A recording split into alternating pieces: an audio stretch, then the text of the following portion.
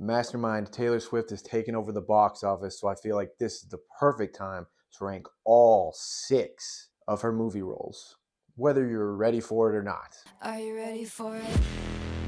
Starting off the list, we have at number 6, Cats. This movie is at the bottom of the list because it wasn't very good at all. It has a 2.8 rating on IMDb, which probably means I'm not the only one who thinks this, which is crazy because this movie features Idris Elba, Ian McKellen, and Oscar winners Judi Dench and Jennifer Hudson. Also, James Corden's in it.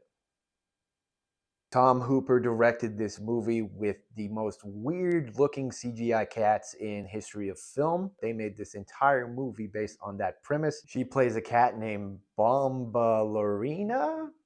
I think that's how you pronounce it, but I didn't bother double checking because this movie was called Cats and nobody likes it.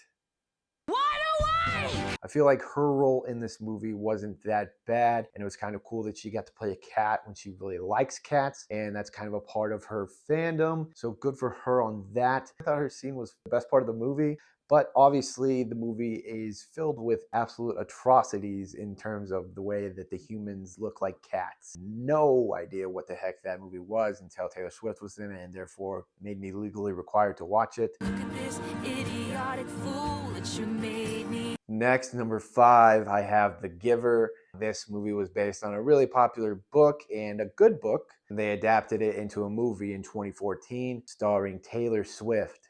Actually, she's barely in the movie. She has flashback sequences. She plays the character Rosemary. And this movie features Meryl Streep and Jeff Bridges. Other than that, this movie didn't really leave much of an impact. Watch how my fingers move. This movie is, of course, based on the book where emotions are basically eradicated from society because they are dangerous. And then one person is like, you know what? Emotions are good. And feeling emotions is actually not a bad thing. Then they fix it and stuff. It's a movie. She's really not bad in it. She's just kind of barely in it and didn't really leave an impact. And the movie as a whole didn't really leave an impact. So it's number 5. But it was nominated for Best Dramatic Movie at the People's Choice Awards, which pretty much tells you the power that Taylor Swift has on society. Number 4, I have Hannah Montana, the movie. Yes, I put the movie, Hannah Montana, the movie, above The Giver, and here's why. Number 1, she plays the pivotal role in the film of Taylor Swift at a random hoedown concert that somehow she was able to attend, and I'm pretty sure Rascal Flatts was there too, so good on this little hoedown shenaniganery and them being able to get such big names at the time. You pretty much know going into it if you're the target demographic of this movie. If you are, you probably liked it. I would say this is a pretty solid movie for what it is. It's not my movie. It's not for me. So ultimately, it didn't leave any real impact, of course, but it's really not the worst thing in the world. I rewatched Taylor Swift's scene last night, and honestly, that part was really good. I am biased, but she sings the song Crazier, which she wrote and performed for the movie.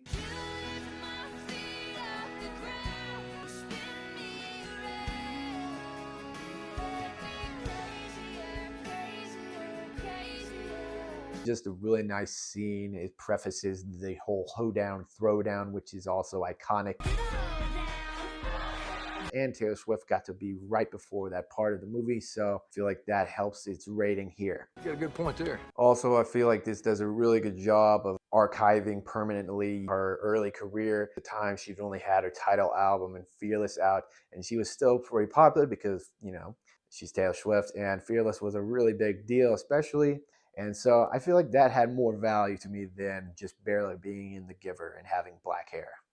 Also, she wrote the song You'll Always Find Your Way Back Home for this movie. Obviously, Taylor Swift doesn't perform the song. Miley Cyrus does. Young superstars at the time had a sort of crossover event, and that's just always fun. Disney Channel crossovers are great, and this was sort of like that, except it was a movie, and Taylor Swift was never on the Disney Channel. Taylor Swift, everyone.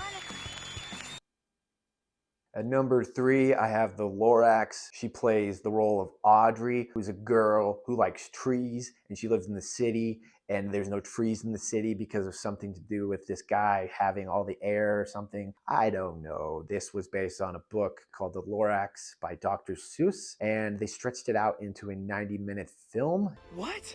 Are you kidding? She got to be a part of this movie with Danny DeVito, Betty White, Ed Helms, and many other voices lended to the film. Zac Efron, who also this kind of works as a crossover event for the absolute legendary status these two had in the late 2000s. Zac Efron, of course, being star of High School Musical, and Taylor Swift, of course, being Taylor Swift, the icon that she is. Her voice work in this movie, I feel like, is pretty good. I think the movie as a whole is kind of a mess, but like its heart's in the right place. It's telling a good message that the Lorax book is based on, but it's kind of stretched out really long because it's a little book that kids read and stuff, but it honestly does have some absolute bops.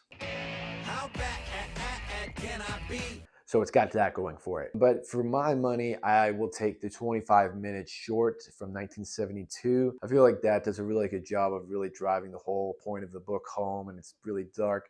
And yeah, you're gonna be like, damn, I'm gonna plant a tree after this kind of a thing. Unless someone like you cares a whole awful lot, nothing's going to get better. It's not.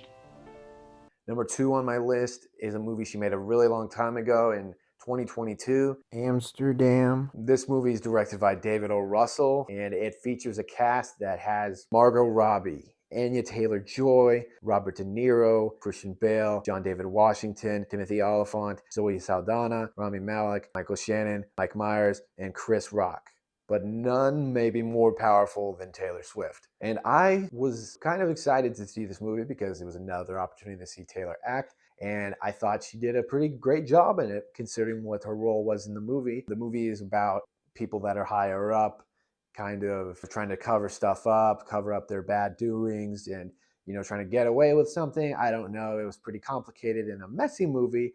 But anyway, I feel like she does a pretty good job of conveying the sense of fear, also the hilarity of 30s person where she's having a lot of fun doing that, and she's wearing some silly hats and things of that nature. And I was really enjoying her performance, and then all of a sudden she gets pushed in front of a car and dies.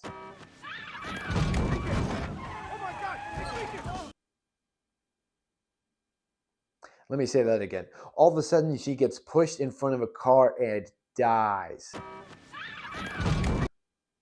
And if I wasn't being clear, the car runs over her because she was pushed in front of the car and she dies in it after being pushed in front of the car.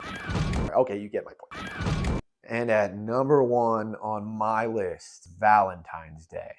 Now, you might be saying, what the hell?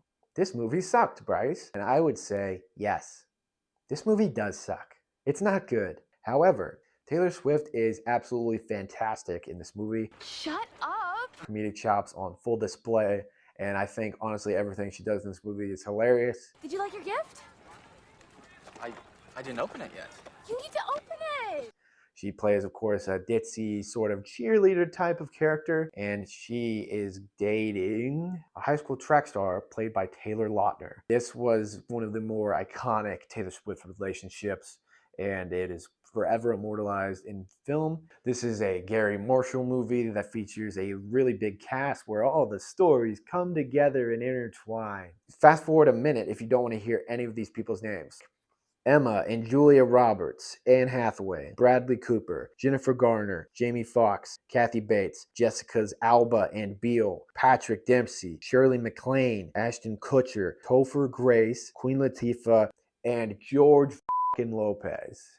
So you basically have to watch it because someone you like is in this movie, which kind of tricks you into watching the entire thing. This movie is basically Love Actually, but bad. And if you don't like Love Actually, then I guess that's saying something. But I do think Love Actually is a really good movie. Sue me. I do. What I really like about her part in this movie is that she kind of has fun playing on her own personal persona, what people kind of think about her, how people see her, and being really funny, like she's shown that she can be on Saturday Night Live, various other things, and also from the stuff she does on stage, just being her awesome self. It really has a good time of poking fun at not only her a little bit, but also Taylor Lautner and who he was at the time, referencing Twilight. Try it on now, then. Now? Yeah. Well, a little uncomfortable taking my shirt off in public. Plus, it is one of the earlier instances of the iconic Taylor Lautner backflip, which he recently broke out again at the Eras movie. Also, this movie features one of her songs, Today Was a Fairy Tale, an absolute bop. That's my list of ranking the Taylor Swift movies. I am very excited for her to possibly get into directing something eventually, or writing a screenplay, or doing both, or also starring in that movie. She could probably do all three of those at the same time because she's Taylor Swift and she is very talented, regardless of what you may think. And if you don't think she is, I disagree.